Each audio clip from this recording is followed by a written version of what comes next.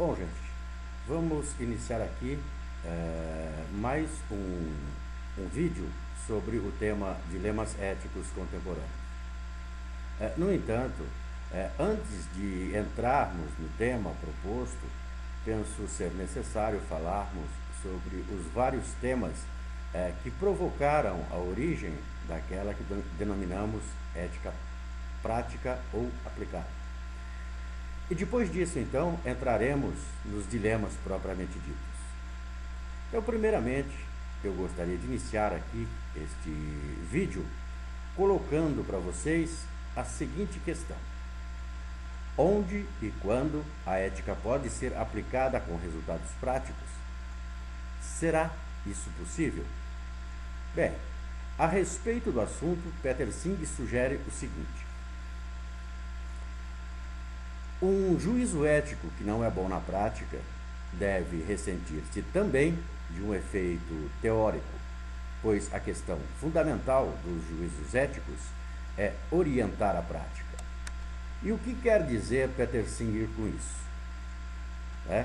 Ele quer dizer que de nada adianta desenvolvermos reflexões éticas, formarmos juízos éticos de forma teórica, se não utilizarmos estes juízos éticos como bússola para as nossas ações, para as nossas decisões. E se assim, dessa forma, procedermos, o nosso juízo ético passa a não ter nenhum valor. Por quê? Porque aí eles se abstêm da prática, da ação prática.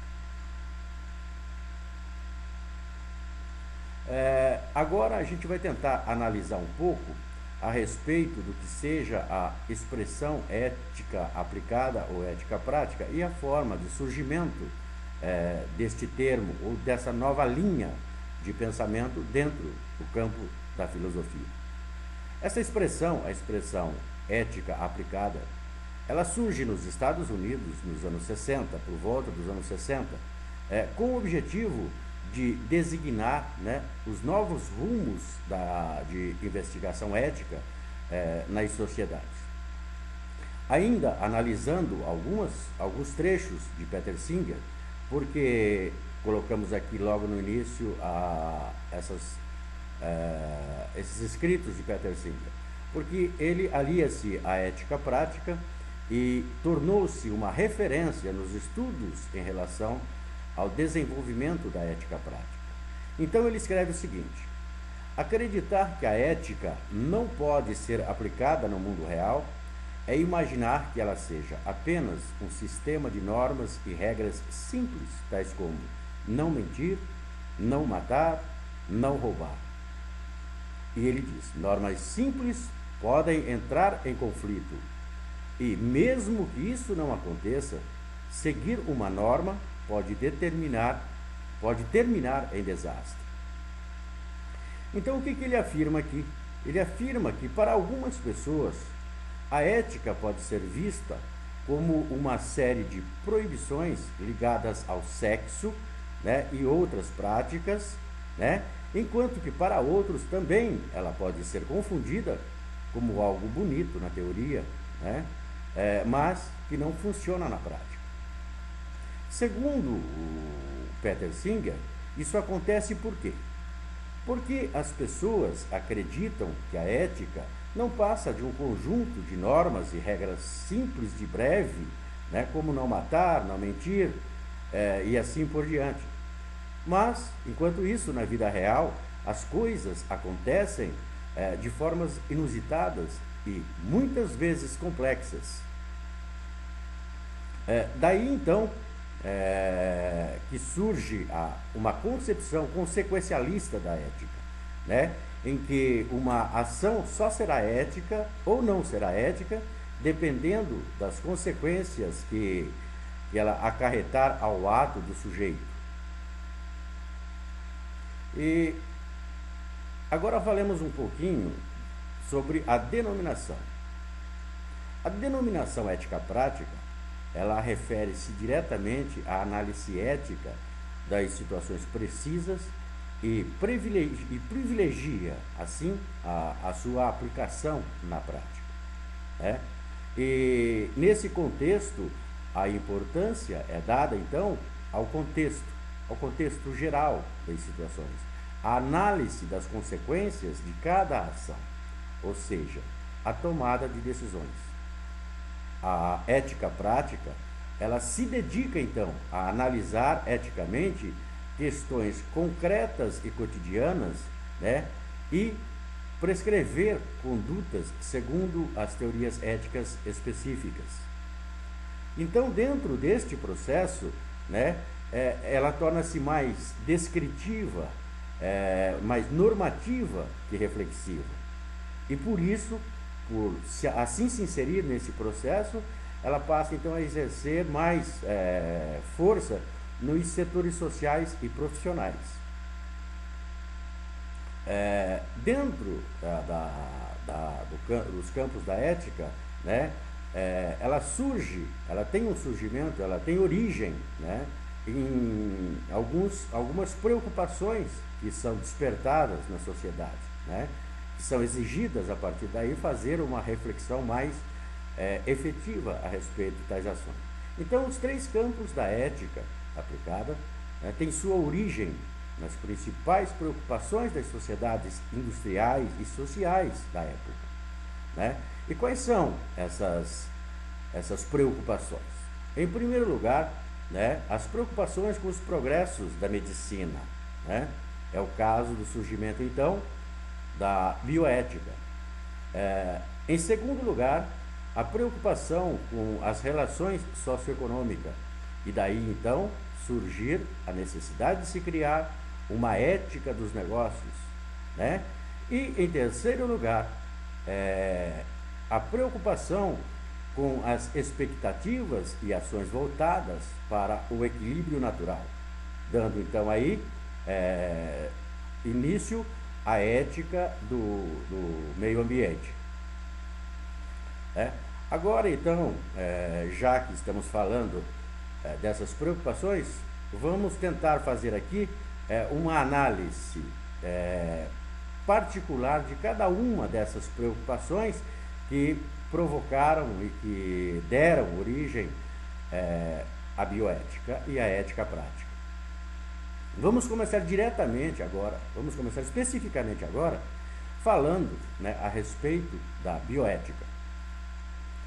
A bioética trata-se de um campo de investigação relativamente novo da ética, né, sobre os métodos e as práticas em biomedicina.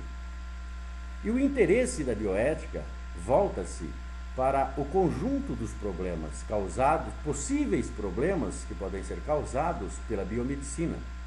E isso tanto no que se refere ao homem, como também nas suas relações com os animais. Pela primeira vez, o termo foi usado em 1971 pelo oncologista norte-americano Van Rensselaer Potter, e também foi por ele definido como sendo o conhecimento dos valores humanos. Aí entra a ética e o conhecimento biológico, né? Aí, então, a palavra bio. E a junção dessas duas palavras, a utilização desses dois termos unidos, né, então dá origem à palavra bioética, ao termo bioética, né? E então, dessa forma, né, podemos entender a bioética como a ética da vida, né, como um novo paradigma, né, como um confronto entre direitos e valores. Depois de ter utilizado e solidificado o termo bioética, né, e ter dado sentido também a esse termo, né, entre os anos de 1971 e 1978, Werner Reich, né, organiza e publica, juntamente com outros colaboradores, uma enciclopédia, a Enciclopédia de Bioética, né? E aí, no ano seguinte, já em 1979, Tom Bichamp e James Children, dois filósofos americanos, publicam a obra Princípios da Ética Biomédica. Né? Esta obra veio a contribuir muito para o crescimento do conhecimento bioético geral, né? E também, pela primeira vez, fica então estabelecido, através dessa obra, da publicação dessa obra, alguns princípios fundamentais, né, relativos a essa nova ciência. Né? Os princípios que ficam estabelecidos são os princípios básicos de beneficência, de autonomia, de não maleficência e de justiça. Né? E a partir daí, a partir da publicação desses princípios, né, houve então assim uma tendência geral, né, houve uma tendência generalizada da bioética para enquadrar todos os problemas relacionados a valores dentro desses quatro princípios elaborados, né? E acabam por se tornar, né, também esses princípios o centro de todas as discussões sobre bioética. Né? E como ramo da ética aplicada, relativo às questões morais que são suscitadas pela medicina e pela biologia, a bioética passa a ser tratada por muitos autores, muitos estudiosos, como um estudo sistemático da conduta humana no campo das ciências biológicas e de atenção de saúde, né? Na medida em que esta conduta passa a ser examinada à luz de valores e princípios morais. Né? E assim a bioética passa também a englobar a ética médica. Mas só que ela não se limita à ética médica. Por quê? Porque esse código, esta ética médica, já no sentido tradicional, e todos nós sabemos, ela trata diretamente dos problemas relacionados a valores que surgem da relação entre médico e paciente. A bioética, ela acaba se constituindo em um conceito, em um campo mais amplo de estudos. Né? E por que isso acontece? Porque é na bioética que se discute, por exemplo, o caso da moralidade do aborto, a moralidade da eutanásia, a moralidade das experiências que são feitas com animais, a moralidade, no caso também, da clonagem, né, da manipulação genética, né, e também dos transplantes de órgãos. E dentro dessas novas exigências reflexivas, esta discussão, a discussão dessas questões, passa a exigir não só das pessoas que trabalham com este campo reflexivo, ela passa a exigir não só um conhecimento médico, né, e científico específico ou especializado, mas passa a exigir também, né, que aquele que se ocupa desta reflexão tenha um domínio das teorias éticas normativas, né, as quais somente a filosofia e os filósofos propõem. Né? E sendo assim, a bioética ela abre um grande diálogo. Né?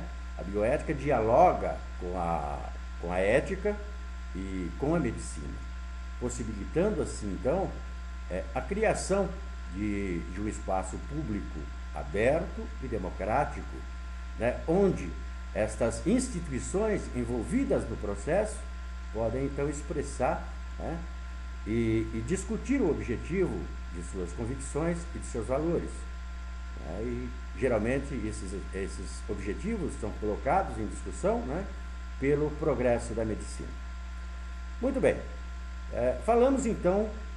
tentamos então definir um pouquinho sobre o que seja a bioética.